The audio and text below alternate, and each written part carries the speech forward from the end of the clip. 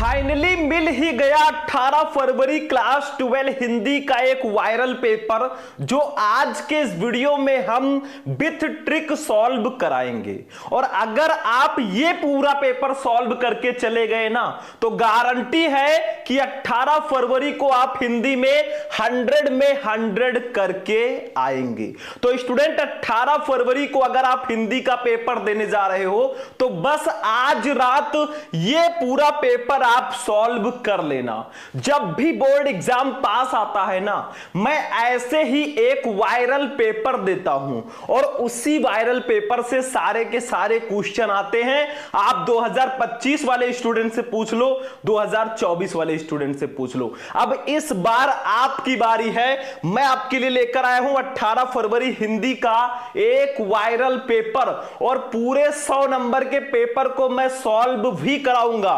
और ये पूरा पेपर आप सॉल्व कर लो, 100 में 95 प्लस आपका कहीं नहीं गया है। अगर आप ये पेपर 17 फरवरी को आधी रात को भी देख रहे हो ना तो जरूर देख कर जाना, क्योंकि ये हिंदी का एक वायरल पेपर है और हर साल ऐसा ही पेपर देकर मैं लाखों बच्चों को 100 में 85, 95, 90 प्लस दिलाता हूं। तो चलिए स्टार्ट करते हैं। यहां पे रोल नंबर डाल देना, यहां पे नाम डाल देना, विषय हिंदी है, पेपर कोड है 605 यूके। और इस पूरे 100 नंबर के पेपर को विथ सॉल्यूशन और विथ ट्रिक भी मैं आपको बताऊंगा कि मान लो एग्जाम हॉल में बैठे हो, आपके सामने पेपर है, गद्यांश पद्यांश सॉल्व करना नहीं आता, तो विथ ट्रिक आप कैसे सॉल्व करोगे वो भी मैं आपको इस वीडियो में तरीका बताऊंगा।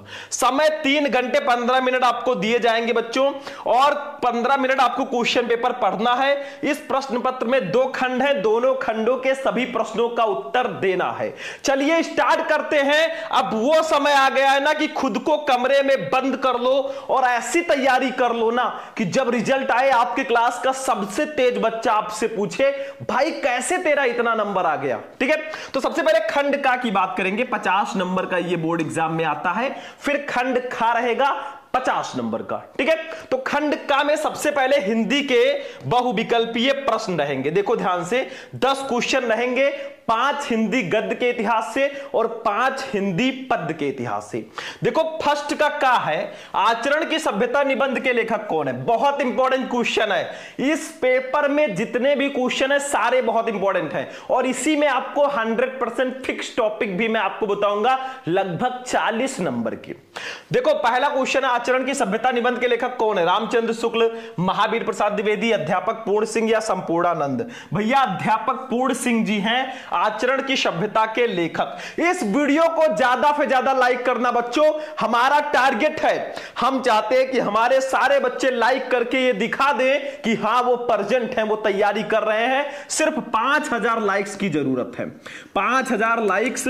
और आपने 1000 कमेंट कर दिया ना तो मैं समझ जाऊंगा भाई कि आप लोग तैयारी कर रहे हो हमारे साथ 18 फरवरी को आग लगाने के लिए। ठीक है, 5000 लाइक्स का टारगेट है। और यही नहीं, मैं अभी आपको बताऊंगा कि आपको फ्री पीडीएफ कहां मिलेगा। ये सारे वायरल पेपर, सारे सब्जेक्ट के नोट्स इंपॉर्टेंट वाले कहां मिलेंगे बिल्कुल फ्री, अभी मैं आपको बताने वाला हूं। बस वीडियो में बने रहो, बीच में मैं बताऊंगा। ठीक है, देखो भैया खा वाला, हिंदी नई चाल में ढली, ये कथन किस लेखक का है।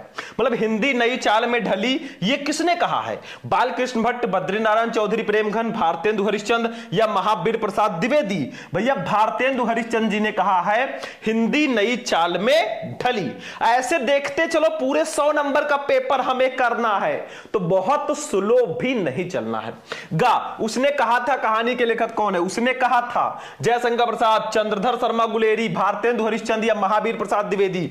भैया उसने कहा था, इस कहानी के लेखक है चंद्रधर शर्मा गुलेरी। दूसरा ऑप्शन बिल्कुल सही है। चलो घा वाला देख लो, चिंतामणि निबंध संग्रह के लेखक कौन है। चिंतामणि इस निबंध के लेखक कौन है। महावीर प्रसाद द्विवेदी, भारतेंदु हरिश्चंद्र, हजारी प्रसाद द्विवेदी या फिर रामचंद्र शुक्ल। अरे चिंतामणि के लेखक है रामचंद्र शुक्ल जी। चौथा ऑप्शन बिल्कुल सही होगा। चलो आगे बढ़ो, ऐसे देखते चलो ध्यान से, वीडियो को लाइक करते हुए चलना। ये हमें मोटिवेशन देता है कि हम अपने स्टूडेंट्स के लिए कुछ बड़ा करें, बड़े बड़े क्लासेस लाएं। देखो मैंने बीच में लाइक का टारगेट रखा था 2000 का, बच्चों ने 2000 लाइक कर दिया। मैं आपके लिए मैराथन क्लासेस लाने लगा, क्योंकि मुझे लगा कि हाँ बच्चे हमसे जुड़े हुए हैं, तो आप भी लाइक कर दिया करो फटाफट, ठीक है। लाइक में कुछ नहीं जाता बच्चों, पैसे नहीं लगते हैं, बस हमें मोटिवेशन मिलता है। अंगा, कलम का सिपाही के रचनाकार कौन है? कलम का सिपाही प्रेमचंद, अमृत राय, यशपाल या जैनेंद्र कुमार? भैया अमृत राय जी हैं, कलम का सिपाही के लेखक अमृत राय जी हैं। 5 क्वेश्चन हो गए हिंदी गद्य के इतिहास से।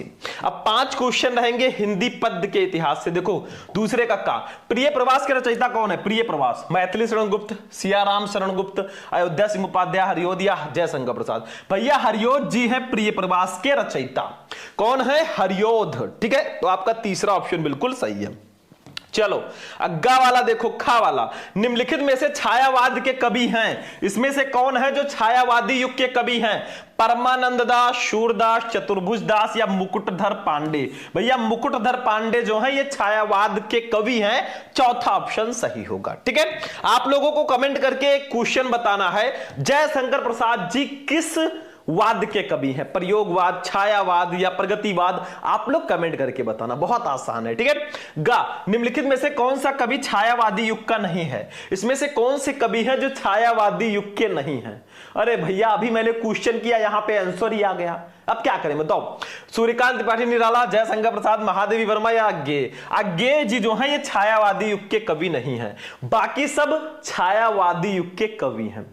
अब जो क्वेश्चन मैंने अभी किया था उसका आंसर मिल गया आपको, चलो कोई बात नहीं, अभी मैं और भी क्वेश्चन कर लूंगा। घा, रश्मि रथी किस कोटि की रचना है? बताओ रश्मि रथी कैसी रचना है? महाकाव्य, खंड काव्य, मुक्तक या फिर गद्य काव्य? भैया ये खंड काव्य है रश्मि रथी, आपके 12th में है रश्मि रथी, लेकिन जिला वाइज होता है, ठीक है। तो हो सकता है आपके जिले में ना हो। अंगा नंबर, बादल को घिरते देखा है किसकी रचना है? बादल को घिरते देखा है मुक्तिबोध की, नागार्जुन की, त्रिलोचन की या गे की? भैया ये मुक्त नागार्जुन जी की रचना है, बादल को घिरते देखा है। तो 5 नंबर ये भी, यानी कि टोटल 10 नंबर के बहुविकल्पीय प्रश्न होंगे। बाकी बहुविकल्पीय प्रश्न आपको मैं बता चुका हूं, यूट्यूब पे सर्च करना, class 12 Hindi important objective question Shubham lecturer video मिल जाएगा, जाकर जरूर देख लेना, ठीक है। तो इतना समझ में आ गया, काखा का घा अंगा वाला क्वेश्चन भाई बहुत ज्यादा इंपॉर्टेंट है, जरूर पढ़ लेना, ठीक है। चलो आगे बढ़ते हैं, अब गद्यांश पे चलते हैं बच्चों। गद्यांश जो है ना फ्री का नंबर होता है मेरे हिसाब से। फ्री का मतलब मैं क्या कहना चाह रहा हूं, देखो गद्यांश में लगभग सारे टॉपिक फिक्स हैं, मतलब सारे क्वेश्चन का आंसर आपको मिल जाएगा। देखो ये गद्यांश दिया गया है, इसके नीचे 5 क्वेश्चन है, इसका आंसर देना है। मैं आंसर बताऊंगा कैसे लिखना है, लेकिन पहले हम गद्यांश को पढ़ते हैं, फिर आंसर को ढूंढते हैं, और एक गद्यांश और दिया जाएगा अथवा लगाकर, दोनों में से कोई एक ही करना होगा। जैसे देखो दिए गए गद्यांशों पर आधारित निम्नलिखित प्रश्नों के उत्तर दीजिए 10 नंबर। जैसे आपको ये गद्यांश खूब प्यार से पढ़ना है, ठीक है। फिर इसके नीचे 5 क्वेश्चंस हैं इसी गद्यांश से रिलेटेड, इसका आंसर ढूंढ कर लिखना है। चलो भैया सबसे पहले इसको पढ़ते हैं, ठीक है। देखो साहित्य, कला, नृत्य, गीत, आमोद प्रमोद अनेक रूपों में राष्ट्रीय जन अपने अपने मानसिक भावों को प्रकट करते हैं। आत्मा का जो विश्वव्यापी आनंद भाव है वो इन विविध रूपों में साकार होता है। यद्यपि बाह्य रूप की दृष्टि से संस्कृति के ये बाहरी लक्षण अनेक दिखाई पड़ते हैं, किंतु आंतरिक आनंद की दृष्टि से उनमें एक सूत्रता है। जो व्यक्ति सहृदय है वो प्रत्येक संस्कृति के आनंद पक्ष को स्वीकार करता है और उससे आनंदित होता है। इस प्रकार की उदार भावना ही विविध जनों से बने हुए राष्ट्र के लिए स्वास्थ्यकर है। अब ये किस चैप्टर का है मेरे भाई? कोई बता सकता है किस चैप्टर का है ये? कहीं ना कहीं तो ट्रिक होगा। देखो ये राष्ट्र आ गया, अब ये समझ जाओ राष्ट्रीय आ गया, ये समझ जाओ राष्ट्र का स्वरूप चैप्टर का गद्यांश है। इसके लेखक हैं वासुदेव शरण अग्रवाल जी। आपको पाठ का नाम, उसके लेखक का नाम, पाठ का नाम, उसके कवि का नाम पहले से ही याद होना चाहिए मेरे भाई, ठीक है। तो चलो का वाला क्वेश्चन है, उपरोक्त गद्यांश के पाठ और लेखक का नाम लिखिए। पाठ का नाम राष्ट्र का स्वरूप, लेखक का नाम वासुदेव शरण अग्रवाल। थोड़ा सा देख लेते हैं भाई किस चैप्टर का है। हाँ उसी का है। खा, रेखांकित अंश की व्याख्या कीजिए। आपको इसकी व्याख्या करनी है जिसके नीचे रेखाएं हैं, यहां से लेकर यहां तक, ठीक है। इसकी व्याख्या करनी है, अभी हम कर देंगे। गा, किन रूपों में राष्ट्रीय जन अपने अपने मानसिक भावों को प्रकट करते हैं? तो देखो इसमें कीवर्ड क्या है, किन रूपों में राष्ट्रीय जन प्रकट करते हैं, तो इसको इसमें ढूंढो, क्या ये कहीं पर है? ये देखो साहित्य, कला, नृत्य, गीत, आमोद प्रमोद अनेक रूपों में राष्ट्रीय जन अपने अपने मानसिक भावों को प्रकट करते हैं। जहां भी आपको क्वेश्चन का कीवर्ड मिल जाए ना, क्वेश्चन का वर्ड मिल जाए, वही लाइन उठाकर लिख दो, नंबर फिक्स है मेरे भाई। चलो अगला देखो, नेक्स्ट, संस्कृति के आनंद पक्ष को कौन स्वीकार करता है? तो यहीं पे होगा, ये देखो, जो व्यक्ति सहृदय है वो प्रत्येक संस्कृति के आनंद पक्ष को स्वीकार करता है और उससे आनंदित होता है।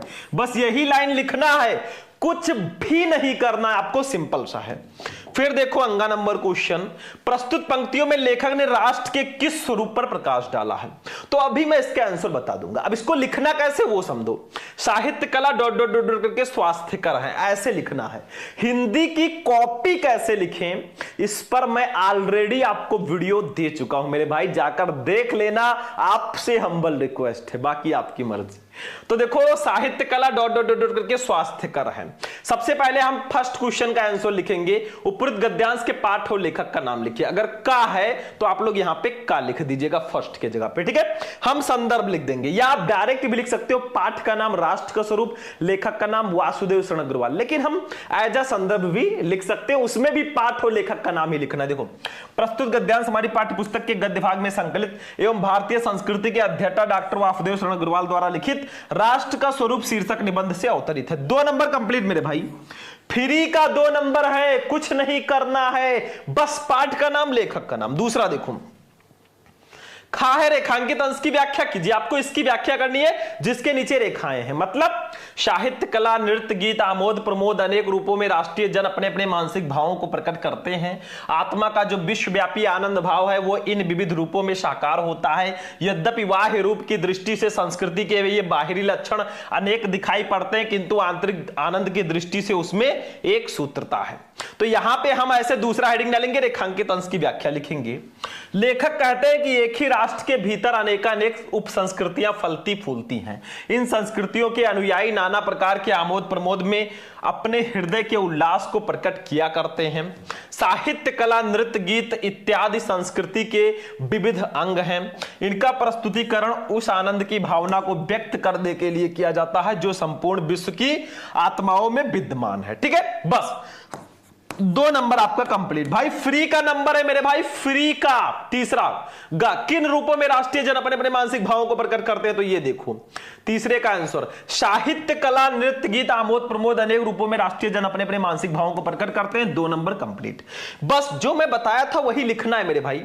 अगला देख लो, चलो घा वाला, संस्कृति के आनंद पक्ष को कौन स्वीकार करता है? तो इसका आंसर देख लो चौथा, सहृदय व्यक्ति ही प्रत्येक संस्कृति के आनंद पक्ष को स्वीकार करता है और उससे आनंदित होता है। 2 नंबर यहां पर भी कंप्लेन मेरे भाई। हलवा है, हलवा समझ लो। 5वां अंगा, आप 1 2 3 4 5 करके मत लिखना। अगर यहां पे काखा गगा है तो काखा गगा लिख देना, 1 2 3 है तो 1 2 3 लिख देना। भाई नंबरिंग में क्या रखा है, असली मजा तो सॉल्व करने में है। प्रस्तुत पंक्तियों में लेखक ने राष्ट्र के किस स्वरूप पर प्रकाश डाला है? तो ये देखो, प्रस्तुत पंक्तियों में लेखक ने विविध संस्कृति वाले राष्ट्र की एक सूत्रता और उसके एकीकृत स्वरूप पर प्रकाश डाला है। 2 नंबर मेरे भाई, 10 में 10 लेकर आओगे अगर ऐसे करके आओगे। नहीं पता तो ये दूसरा वाला कर लो भैया। किस चैप्टर का है? पहचानो किस चैप्टर का है। अरे भाषा आ गया, भाषा। ये भाषा और आधुनिकता चैप्टर का है। इसके लेखक है प्रो जी सुंदर रेड्डी जी। बहुत आसान है मेरे भाई। चलो अगला देख लेते हैं। अब पद्यांश पे आ जाओ, दोनों में से एक ही करना होता है। पद्यांश भी सेम है। देखो, निम्न दिए गए पद्यांशों पर आधारित लिखित प्रश्नों के उत्तर दीजिए 10 नंबर। मतलब ये पद्यांश आप ध्यान से पढ़ो मेरे भाई, इसको पढ़ो। इसके नीचे 5 क्वेश्चन है, इसका आंसर आप दे दो। ठीक है, चलो भैया हम इसी को कर लेते हैं। थोड़ा पढ़ते हैं इसको। देखो, कहते आते थे यही अभी नरदेही। भैया श्री राम जी को जो कैकेयी जी ने वनवास भिजवाया था 14 वर्ष का ना, अब कैकेयी जी गई हैं, पश्चाताप कर रही हैं। ये कैकेयी का अनुताप चैप्टर का पद्यांश है। इसके कवि हैं मैथिली शरण गुप्त जी। मैंने कहा है आपसे कि पवन दूतिका, कैकेयी का अनुताप, श्रद्धा मनु, गीत, ये 4 चैप्टर कंप्लीट कर लेना। पद्यांश में ट्रिक नहीं होता मेरे भाई, हिंदी मीनिंग आएगा तो क्वेश्चन का आंसर अच्छे से दे पाओगे। नहीं तो ऐसे लिख कर आओगे। तो कहते आते थे यही अभी नरदेही, माता न कुमाता पुत्र कुपुत्र भले ही। मतलब अब तक लोग यही कहते आते थे कि माता पुत्र कुपुत्र हो सकता है लेकिन माता कुमाता नहीं हो सकती, पुत्र बुरा हो सकता है लेकिन माता बुरी नहीं हो सकती। अब कहे सभी ये हाय विरुद्ध विधाता, है पुत्र पुत्र ही रहे कुमाता माता। अब सभी यही कहेंगे कि नियम के विरुद्ध कार्य करके पुत्र तो पुत्र ही है लेकिन माता कुमाता हो गई है। बस मैंने इसका वाह मात्र ही देखा, दृढ़ हृदय ना देखा, मृदुल गात्र ही देखा। फिर कैकेयी जी अपने पुत्र भरत को देखते हुए कहती है कि बस मैंने इसका बाहरी शरीर ही देखा, इसके दृढ़ हृदय को नहीं देखा और कोमल शरीर को ही इसके देखा। मतलब भरत जो थे वो ऐसे नहीं थे। कैकेयी चाहती थी कि अयोध्या का राज्य भरत को मिल जाए और मिला भी। जब राम जी चले गए वनवास तो भरत ही राजा थे। आगे देखो, परमार्थ न देखा पूर्ण स्वार्थ ही देखा। परमार्थ का मतलब दूसरों का हित मैंने नहीं देखा, पूर्ण स्वार्थ ही, अपना ही स्वार्थ देखा। इस कारण ही तो हाय आज यह बाधा, और इसी कारण तो ये बाधा आज उत्पन्न हुई है। युग युग तक चलती रहे कठोर कहानी, मतलब युगों युगों तक ये कहानी चलती रहेगी। रघुकुल में भी थी एक अभागिन रानी, कि उस रघुकुल में अयोध्या में भी एक ऐसी अभागिन रानी थी जिसने निज जन्म जन्म में सुने जीव या मेरा धिक्कार, उसे था महास्वार्थ ने घेरा। कि जन्म जन्मांतर तक मेरे प्राण यही सुनते रहे कि धिक्कार है उस रघुकुल की रानी को जिसको महास्वार्थ ने घेर कर ऐसे अनुचित कर्म कराए। क्वेश्चन देखो का वाला, प्रस्तुत पद्यांश के पाठ और लेखक का नाम लिखिए। पाठ का नाम श्रद्धा मनु, कैकेयी का अनुताप। लेखक का नाम पाठ एवं कवि का नाम, तो कवि का नाम मैथिली शरण गुप्त। दूसरा खा, रेखांकित अंश की व्याख्या कीजिए। इन दोनों लाइनों का व्याख्या कर देना। गा, पद्यांश के अनुसार आज तक लोग क्या कहते आए हैं? पद्यांश के अनुसार आज तक लोग कहते आए हैं कि माता पुत्र भले ही बुरा हो जाए, पुत्र को पुत्र हो सकता है लेकिन माता कुमाता नहीं हो सकती। घा, किसने प्रायश्चित किया है कि मैंने पुत्र का कोमल शरीर ही देखा, उसका दृढ़ हृदय नहीं देखा? तो कैकेयी ने प्रायश्चित किया है कि मैंने पुत्र का केवल कोमल शरीर ही देखा, उसका दृढ़ हृदय नहीं देखा। अंगा, इन पंक्तियों में कैकेयी को किस बात पर पश्चाताप हो रहा है? इन पंक्तियों में कैकेयी को अपने ऊपर लगने वाले कलंक और अपने पुत्र की प्रवृत्ति को ना पहचान पाने का पश्चाताप हो रहा है। उनको लगता था कि मेरा पुत्र भी मेरी तरह होगा, लेकिन भरत ऐसे थे ना कि वो चाहते थे कि हम सब मिलकर रहें, कोई भी बाहर ना रहे। तो ऐसे लिख दो, कहते आते थे डॉट डॉट डॉट के महास्वार्थ ने घेरा। फिर पहले क्वेश्चन का आंसर लिखेंगे पाठ और कवि का नाम, तो संदर्भ लिख देंगे। ये डायरेक्ट भी लिख सकते हो, पाठ का नाम कैकेयी का अनुताप, कवि का नाम मैथिली शरण गुप्त। देखो, प्रस्तुत पद्यांश श्री मैथिली शरण गुप्त द्वारा रचित साकेत महाकाव्य से हमारी पाठ्य पुस्तक के पद्य भाग में संकलित कैकेयी का अनुताप शीर्षक काव्यांश से अवतरित है। शीर्षक का नाम यानी कि पाठ का नाम, ये कवि का नाम, 2 नंबर रेड पेन से आपके नाम। चलो दूसरा क्वेश्चन। खा, रेखांकित अंश की व्याख्या कीजिए। कहते आते थे यही अभी नरदेही, माता न कुमाता पुत्र कुपुत्र भले ही। इसकी व्याख्या करनी है तो देखो यहां पे ऐसे कर देंगे रेखांकित अंश की व्याख्या। देखो, कैकेयी श्री राम से कहते हैं कि कहती हैं कि आज तक मनुष्य यही कहते आए थे कि पुत्र कितना ही दुष्ट क्यों ना हो परंतु माता उसके प्रति कभी भी दुर्भाव नहीं रखती हैं। अब तो मेरे चरित्र के कारण लोगों का इस उक्त पर से विश्वास हट जाएगा और संसार के लोग यही कहा करेंगे कि माता दुष्टतापूर्ण व्यवहार कर सकती है परंतु पुत्र कभी कुपुत्र नहीं हो सकता। नियम ही बदल जाएगा। पद्यांश पर मैं पहले भी वीडियो बना चुका हूं, जाकर देखना अगर और भी चाहिए। तीसरा गा, पद्यांश के अनुसार आज तक लोग क्या कहते आए हैं? तो देखो इसका भी आंसर देख लो। ये पद्यांश के अनुसार आज तक लोग यही कहते आए हैं कि पुत्र को पुत्र हो सकता है पर माता को माता नहीं हो सकती। 2 नंबर कंप्लीट मेरे भाई, बिल्कुल हलवा है हलवा। चलो अगला घा वाला, किसने प्रायश्चित किया है कि मैंने पुत्र का कोमल शरीर ही देखा, उसका दृढ़ हृदय नहीं देखा? तो किसने प्रायश्चित किया है? ये कैकेयी ने प्रायश्चित किया है कि मैंने पुत्र का कोमल शरीर ही देखा, उसका दृढ़ हृदय नहीं देखा। 2 नंबर कंप्लीट। ठीक है, चलो आगे बढ़ते हैं भैया। नेक्स्ट देखो अंगा नंबर, इन पंक्तियों में कैकेयी को किस बात पर पश्चाताप हो रहा है? तो देखो इसका भी आंसर 5वां, इन पंक्तियों में कैकेयी को अपने ऊपर लगने वाले कलंक और पुत्र की प्रवृत्ति को ना पहचान पाने का पश्चाताप हो रहा है। 2 नंबर, मतलब मेरे भाई 10 में 10 लेकर आओगे अगर आप ऐसे करके आओगे, बाकी बिल्कुल टेंशन फ्री होके जाओगे, ये हमारी गारंटी है। ठीक है, चलो भैया नहीं पता तो ये दूसरा कर लो भैया। ये देखो इसको भी कर सकते हो, आपके पास ऑप्शंस हैं, इसको कर लो। अब चलते हैं साहित्यिक पर्चे पे। हिंदी का 101% फिक्स टॉपिक, लेखक का साहित्यिक पर्चे 5 नंबर, कवि का साहित्यिक पर्चे 5 नंबर, कहानी 5 नंबर, खंड काव्य 5 नंबर। ये चारों टॉपिक 100% फिक्स है हमारे खंड का में। देखो जैसे कवियों का साहित्यिक पर्चे, देखो निम्नलिखित में से किसी एक लेखक का साहित्यिक पर्चे देते हैं, उनकी प्रमुख रचना का उल्लेख करो। पहले लेखक का साहित्यिक पर्चे, 3 लेखक हैं, आचार्य हजारी प्रसाद द्विवेदी, प्रोजी सुंदर रेड्डी, वासुदेव शरण अग्रवाल। भैया यही 3 आप पढ़ लो, मैं गारंटी लेता हूं, यही 3 पढ़ लो, 5 नंबर फिक्स है। अब प्रोजी सुंदर रेड्डी, हरिशंकर प्रसाई में से कोई भी आ सकता है, तो दोनों में से कोई एक पढ़ लो, बाकी इन दोनों का जरूर पढ़ना है। आज हम पढ़ेंगे हजारी प्रसाद द्विवेदी जी का। मैं आपको बार बार अपने वीडियोस में हजारी प्रसाद द्विवेदी, वासुदेव शरण अग्रवाल, इनका साहित्यिक परिचय क्यों बताता हूं, क्योंकि ये बहुत ज्यादा इंपॉर्टेंट है।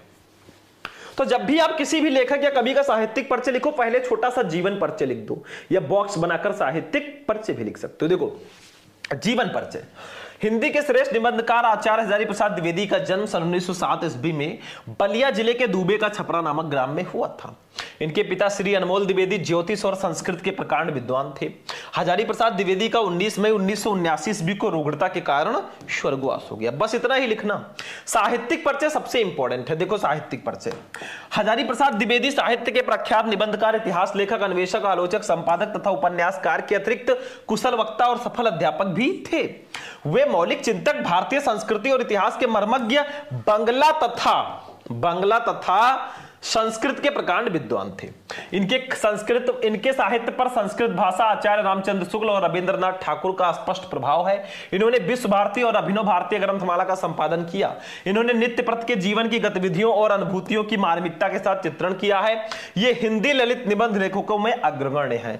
द्विवेदी जी की साहित्य सेवा को डी.लिट, पद्म भूषण और मंगला प्रसाद पारितोषिक से सम्मानित किया गया। 3 नंबर, 3 इसका मिलेगा। 2 नंबर रचनाओं का मिलेगा। देखो ये रचनाएं इनकी देख लो, इनकी प्रमुख रचनाएं निम्न है: निबंध संग्रह में अशोक के फूल, कुटज, विचार प्रवाह, विचार और वितर्क, आलोक पर्व, कल्पलता। आलोचना साहित्य में सूरदास, कालिदास की लालित योजना, कबीर साहित्य, सहचर साहित्य का मर्म। इतिहास में हिंदी साहित्य की भूमिका, हिंदी साहित्य का आदिकाल, हिंदी साहित्य। उपन्यास में बाण भट्ट की आत्मकथा, चारुचंद्र लेख, पुनर्नवा और अनामदास का पोथा। संपादन में नाथ सिद्धों की वानिया, संक्षिप्त, पृथ्वीराज रासो, संदेश रासक। बस हो गया, ठीक है। 2 नंबर इसका मिल जाएगा। 3 और 2 5 नंबर पूरे के पूरे। चलो भैया बढ़ते चलो, अब चलते हैं भैया कवियों के साहित्यिक परिचय पे। कवियों में देखो निम्नलिखित में से किसी एक कवि का साहित्यिक परिचय देते हुए उनकी प्रमुख रचना का उल्लेख करो। जैसे अयोध्या सिंह उपाध्याय, हरिओद, रामधारी सिंह दिनकर, सुमित्रा नंदन पंत। मैं जो बोल रहा हूं उसको पढ़ लो। मैथिली शरण गुप्त, रामधारी सिंह दिनकर, सुमित्रा नंदन पंत और महादेवी वर्मा, ये 4 पढ़ लो, बहुत है। चलो रामधारी सिंह दिनकर जी को आज हम पढ़ लेते हैं भाई। वही सेम प्रोसेस, जीवन परिचय। श्री रामधारी सिंह दिनकर का जन्म 30 सितंबर 1908 ईस्वी में जिला मुंगेर, बिहार के सिमरिया नामक ग्राम में हुआ था। इनके पिता का नाम श्री रवि सिंह और माता का नाम श्रीमती मनरूप देवी था। इनकी प्रारंभिक शिक्षा गांव की पाठशाला में हुई और इनका स्वर्गवास 24 अप्रैल 1974 ईस्वी को मद्रास, चेन्नई में हो गया। बस बच्चों इतना ही लिखना। देखो जीवन परिचय पर मैं स्पेशल वीडियो बना चुका हूं। सारे लेखक, सारे कवियों का एक ही वीडियो में यूट्यूब पे सर्च करो, क्लास 12 हिंदी इंपॉर्टेंट जीवन परिचय, शुभम लेक्चरर, वीडियो हाजिर है। साहित्यिक परिचय, दिनकर जी की सबसे प्रमुख विशेषता उनकी परिवर्तनकारी सोच रही है। उनकी कविता का उद्भव छायावाद युग में हुआ और वो प्रगतिवाद, प्रयोगवाद, नई कविता आदि युगों से होकर गुजरी। इस दीर्घ काल में जो आरंभ से अंत तक उनके काव्य में रही वो है उनका राष्ट्रीय स्वर। दिनकर जी राष्ट्रीय भावनाओं के ओजस्वी गायक रहे हैं। इन्होंने देशानुराग की भावना से ओतप्रोत, पीड़ितों के प्रति सहानुभूति की भावना से परिपूर्ण तथा क्रांति की भावना जगाने वाली रचनाएं लिखी हैं। 3 नंबर इसका मिल गया बच्चों। 3 नंबर मिलेगा इसका। रचनाओं का भी 2 नंबर। देखो रचनाएं, दिनकर जी की रचनाएं निम्न है: काव्य रचना में रेणुका, हुंकार, कुरुक्षेत्र, उर्वशी।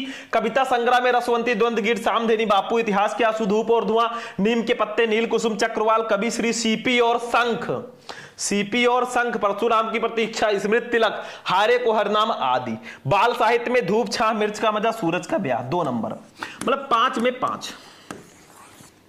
कहां पड़े हो चक्कर में, कोई नहीं टक्कर में। अब बहुत सारे स्टूडेंट, बहुत सारे बच्चे ऐसे होंगे ना, मैं क्लियरली बोल देना चाहता हूं, बहुत सारे स्टूडेंट ऐसे हैं जिन्होंने वीडियो देखना तो स्टार्ट किया लेकिन अब तक वो नहीं है। कौन कौन है प्रेजेंट कर देना कि जिस मिनट पे मैं वीडियो बढ़ा रहा हूं उस मिनट पे कौन कौन बच्चे प्रेजेंट हैं, कमेंट कर देना मेरे भाई, क्योंकि मुझे पता है ज्यादातर बच्चे थोड़ा बहुत देख के चले जाते हैं। कंसिस्टेंसी और पैशंस उनके पास नहीं है।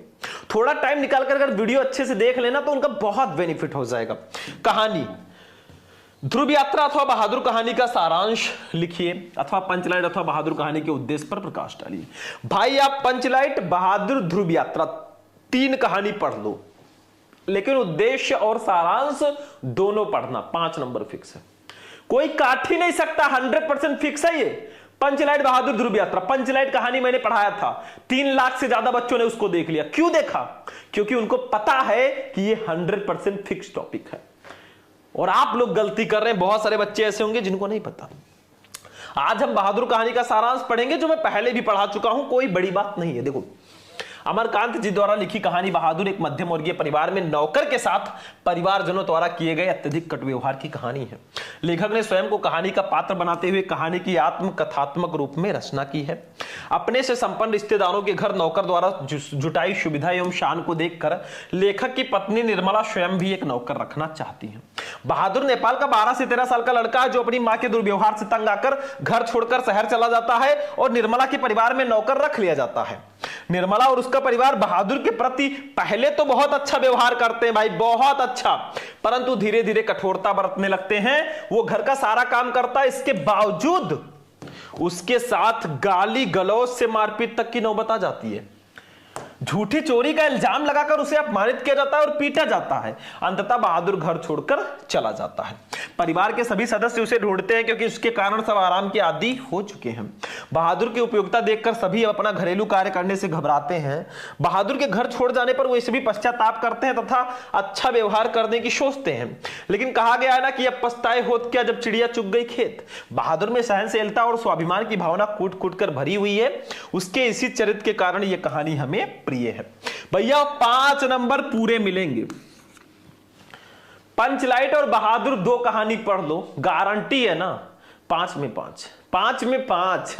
चलो अब चलते हैं एक और 100% फिक्स टॉपिक, वो है खंड काव्य। स्वपठित, खुद पढ़ना है। आप अगर देखे होंगे आपके हिंदी के टीचर ये जल्दी नहीं पढ़ाते। देखो, स्वपठित खंड काव्य के आधार पर किसी एक खंड के प्रश्न का उत्तर दो। 5 नंबर, शब्द सीमा 80 शब्दों में लिखना। जैसे ये टॉपिक जो है ना जिला वाइज होता है। हम यूपी से हैं, यूपी के कुछ जिलों में मुक्त यज्ञ, कुछ जिलों में रश्मि रथी, कुछ जिलों में आलोक वृत्त, कुछ जिलों में त्यागपथी, कुछ जिलों में सत्य की जीत, कुछ जिलों में श्रवण कुमार। तो भैया आप किस जिले से हो, आप में कौन सा खंड काव्य है, कमेंट कर देना। बाकी 50 नंबर का पेपर हो गया। 10 नंबर का बहुविकल्पीय, 10 नंबर का गद्यांश, 10 नंबर का पद्यांश, 10 नंबर का साहित्यिक परिचय, 5 नंबर की कहानी, 5 नंबर का खंड काव्य, 50 खंड का कंप्लीट। खंड खा पे चलेंगे मेरे भाई। खंड खा भी 50 नंबर का आएगा, जिसमें सबसे पहले आपको दिए जाएंगे संस्कृत का गद्यांश। मैंने बताया था 4 चैप्टर पढ़ लो गद्यांश के लिए, जातक कथा, महामना मालवीय, पंचशील सिद्धांता और संस्कृत भाषा या महत्वम। 4 चैप्टर और आपका नंबर फिक्स है, मैं गारंटी लेता हूं। देखो, दिए गए गद्यांशों में से किसी एक का ससंदर्भ हिंदी में अनुवाद करो। 7 नंबर, जैसे का महापुरुषा लौकिक प्रलोभनेश बद्धा नियत लक्षांतर किस चैप्टर का है? ये है महामना मालवीय चैप्टर का। ठीक है, तो इतना आप लोग याद रखना। नहीं पता है तो दूसरा वाला कर लो, ये जातक कथा का है। भैया संस्कृत का गद्यांश मैं आपको ऑलरेडी बता चुका हूं, यूट्यूब पे सर्च करो, क्लास 12 हिंदी संस्कृत इंपॉर्टेंट गद्यांश, शुभम लेक्चरर वीडियो हाजिर है, देख लेना। पद्यांश पे आ जाओ। दिए गए पद्यांशों या श्लोकों में से किसी एक का ससंदर्भ हिंदी में अनुवाद करो। 7 नंबर, जैसे विद्या विवादाय धनम मदाय शक्ति परेशान पर पीड़नाय खलश साधक विपरीत में जिज्ञानाय दानाय च रक्षणाय। ठीक है, मतलब दुष्ट व्यक्तियों की विद्या वाद विवाद के लिए, धन घमंड के लिए और शक्ति दूसरों को सताने के लिए होती है, जबकि साधु या सज्जन की विद्या ज्ञान के लिए, धन दान के लिए और शक्ति दूसरों की रक्षा के लिए होती है। ठीक है, और दूसरा हमारा महामना मालवीय का है। ये 100% फिक्स है। आप सुभाषित रत्नानी चैप्टर पूरा पढ़ लो, वैसे ही नंबर फिक्स है, लेकिन बाकी जो चैप्टर है उसमें एक एक श्लोक है, उसको पढ़ लेना, क्योंकि सुभाषित अतरानी चैप्टर में पूरा श्लोक ही है। पहला वाला सुभाषित अतरानी का है, दूसरा वाला महामना मालविया। तो देखो ऐसे लिख देना, विद्या विवादाय दानाय च रक्षणाय। देखो संदर्भ प्रस्तुत पद्यांश या श्लोक हमारी पाठ्य पुस्तक के संस्कृत भाग में संकलित सुभाषित अतरानी नामक पाठ से अवतरित है। 2 नंबर इसका मिल गया फ्री का। फिर अनुवाद पे आ जाना बच्चों। अनुवाद, दुष्ट व्यक्ति की विद्या वाद विवाद के लिए, धन घमंड के लिए और शक्ति दूसरों को सताने के लिए होती है। इसके विपरीत साधु यानी कि सज्जन की विद्या ज्ञान प्राप्ति के लिए, धन दान के लिए और शक्ति दूसरों की रक्षा के लिए होती है। 5 नंबर इसका, 7 में 7 गारंटीड है मेरे भाई, गारंटीड। चलो अगला देख लो भैया। 9 नंबर मुहावरे और लोकोक्तियां। निम्नलिखित मुहावरों और लोकोक्तियों में से किसी एक का अर्थ लिखते हुए वाक्य प्रयोग कीजिए। 2 नंबर। जैसे का है अपने पैरों पर खड़े होना, मतलब स्वावलंबी होना। खा है मक्खन लगाना, मतलब चापलूसी करना। गा है पिया चाहे सोई सुहागिन। ये भाई आप ही लोग बताना। सावन हरे न भादो सूखे, मतलब सदैव एक जैसा रहना। चारों में से कोई एक करना है, कर लेना। आपठित गद्यांश, फ्री का नंबर। निम्नलिखित गद्यांश को पढ़कर नीचे दिए गए प्रश्नों के उत्तर दीजिए। 5 नंबर। देखो ध्यान से, ये आपठित गद्यांश इसको बोलते हैं। अरे ये देखो, ठीक है, इस गद्यांश को ध्यान से पढ़ो। इसके नीचे 3 क्वेश्चन दिख रहे हैं, ये पहला, ये दूसरा और ये तीसरा, ठीक है। इसके लिए 1 नंबर, इसके 2, इसके 2। कहां मिलेगा इसका आंसर? फ्लिपकार्ट से मंगाओगी? अरे नहीं भैया, इसी गद्यांश में। देखो ध्यान से पढ़ो। आजाद भारत में दुर्गा भाभी को उपेक्षा और सम्मान दोनों प्राप्त हुए। सरकार ने उन्हें पैसों से तोलना चाहा। कतिपय वर्ष पूर्व उनके सम्मान में आयोजित एक समारोह में तत्कालीन मुख्यमंत्री ने उन्हें 51,000 रुपए भेंट किए। भाभी ने वे रुपए वहीं वापस कर दिए। उन्होंने कहा कि जब हम स्वाधीनता के लिए संग्राम कर रहे थे उस समय किसी व्यक्तिगत लाभ की आकांक्षा नहीं थी, केवल स्वाधीनता प्राप्ति ही लक्ष्य था। इस धन से यहां शहीदों का एक बड़ा स्मारक बनवाया जाए। उन्होंने कहा कि जो धन आप मुझे दे रहे हो ना, उससे शहीदों का एक स्मारक बनवा दो। तो फर्स्ट क्वेश्चन, स्वतंत्र भारत में दुर्गा भाभी का सम्मान किस प्रकार किया गया? ये देखो, यहीं से लिख दो। उनके सम्मान में आयोजित एक समारोह में तत्कालीन मुख्यमंत्री ने उन्हें 51,000 रुपए भेंट किए। यही इसी तरह तो सम्मान किया गया, बस हो गया। दूसरा, स्वाधीनता संग्राम में भाग लेने का लक्ष्य क्या था? तो ये देखो लिखा है, ये हम मतलब स्वाधीनता संग्राम में भाग लेने का लक्ष्य जो था वो स्वाधीनता प्राप्ति था, ना कि व्यक्तिगत लाभ की आकांक्षा। ये लिख दो, ये यहीं से लिख दो कि जब हम स्वाधीनता संग्राम के लिए संग्राम कर रहे थे उस समय किसी व्यक्तिगत लाभ की आकांक्षा नहीं थी, केवल स्वाधीनता प्राप्ति लक्ष्य था। तीसरा, दुर्गा को सम्मान में जो धन भेंट किया गया उसे किस हेतु प्रयोग करने के लिए लौटा दिया गया? तो दुर्गा को सम्मान में जो धन भेंट किया गया उसे शहीदों का एक स्मारक बनवाने के लिए लौटा दिया गया कि इस रुपए से शहीदों का स्मारक बनवाओ, हमें पैसे नहीं लेना है। चलो भैया, नहीं पता ये दूसरा कर लेना, ठीक है। शब्द युग्म 11 कक्का। निम्नलिखित शब्द युग्मों का सही अर्थ चुनकर लिखिए। अभय उभय, इसका सही अर्थ क्या होगा? निडर और चारों, डरपोक और दोनों, निडर और दोनों, निडर और भयभीत। भैया निडर और दोनों, अभय का मतलब निडर, उभय का मतलब दोनों। चलो दूसरा, अंश अंशु, इसका सही आंसर क्या होगा? भाग और सूर्य, सूर्य और भाग, भाग और किरण, भाग और वरुण। भाग और किरण, अंश का मतलब भाग, अंशु का मतलब किरण। चलो भैया खा वाला।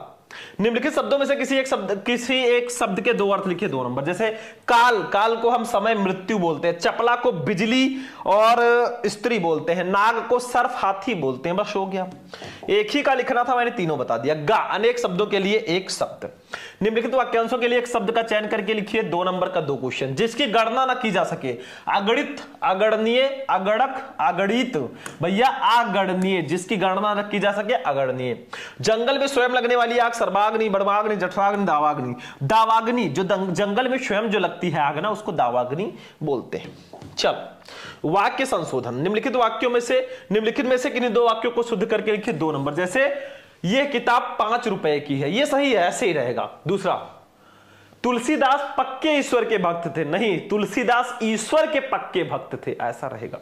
तीसरा, इलाहाबाद जाने के अनेकों रास्ते हैं। जहां भी अनेकों मिल जाए उसको अनेक कर दो, बस हो गया। चौथा, आप पधार कर हम अनुग्रहित करें। नहीं भैया, आप पधार कर हमें अनुग्रहित करें, यहां पे हमें कर दो बस। अब आते हैं रस छंद अलंकार पे। फ्री का नंबर, मैंने 15 से 20 मिनट का एक वीडियो बनाया है जिसमें मैंने रस छंद अलंकार जितने भी हैं सबको एक ही वीडियो में क्लियर कराया। यूट्यूब पे सर्च करो रस छंद अलंकार शुभम लेक्चरर, 6 नंबर आपका कंप्लीट है। यहां पे तो क्वेश्चन है, लेकिन मैंने पूरा रस, पूरा छंद, पूरा अलंकार एक वीडियो में बनाया। देखो, का वीर रस अथवा हास्य रस का लक्षण उदाहरण लिखिए 2 नंबर। खा अनुप्रास अथवा यमक उपमा अलंकार का लक्षण उदाहरण सही लिखिए 2 नंबर। गा दोहा अथवा चौपाई छंद का लक्षण उदाहरण सही लिखिए 2 नंबर। ये 6 नंबर बिल्कुल फ्री के मेरे भाई, सर्च तो करो, खुद को खर्च तो करो। चलो पत्र लेखन 13 नंबर। किसी विद्यालय के प्रबंधक के नाम प्रवक्ता पद पर अपनी नियुक्ति है तो एक आवेदन पत्र लिखो, 6 नंबर अथवा लगा है। हौजरी की दुकान खोलने के लिए किसी बैंक के शाखा प्रबंधक को एक पत्र आवेदन पत्र लिखो जिसमें ऋण की मांग की गई हो। दोनों में से एक कर दो, 6 नंबर फिक्स है। टॉप 5 पत्र मैंने बताए हैं इसी बोर्ड पे, मतलब वीडियो में आप लोग सर्च करना, क्लास 12 हिंदी इंपॉर्टेंट पत्र शुभम लेक्चर, वीडियो मिल जाएगा। मैंने पढ़ाए तो सारे टॉपिक हैं, लेकिन फिर भी सॉल्यूशन देना जरूरी है।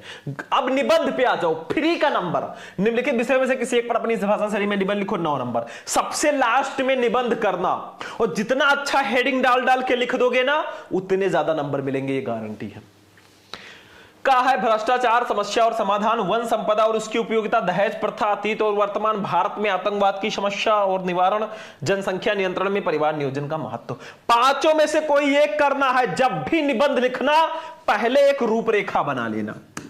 रूपरेखा के अंतर्गत हम जितने भी हेडिंग डालते हैं निबंध लिखते समय, वो लिखते हैं। जैसे पहला प्रस्तावना, बीच में निबंध से रिलेटेड हेडिंग डालेंगे, जिस टॉपिक पर निबंध लिख रहे हैं, लास्ट में उपसंहार। मेरे भाई नंबर फिक्स है आपका, बस काम खत्म।